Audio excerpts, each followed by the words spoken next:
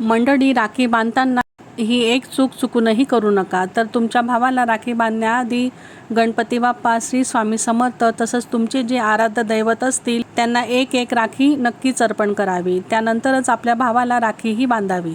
देवाला राखी बांधल्याशिवाय ती आपण मुळीच कुणालाही बांधू नये. आधी सर्वात प्रथम राखी देवाला अर्पण करावी. त्यातल्या त्यात इष्टदेवतांना ती आपण अर्पण करावी. राखी त्याशिवाय भावाला बांधू नये. तसेच देवाला राखी फक्त स्त्रियांनीच अर्पण करावी का? तर असं मुळीच नाही. पुरुष मंडळी सुद्धा सकाळची देवपूजा झाल्यावर देवाला राखी अर्पण करू शकता. कारण राखीचा हा सुंदर बंध आपलं आणि ईश्वरामधलं नातं अधिकच घट्ट करत असतो. त्याचबरोबर तुमच्या भावाला राखी बांधताना हा एक मंत्र आवर्जून म्हणावा.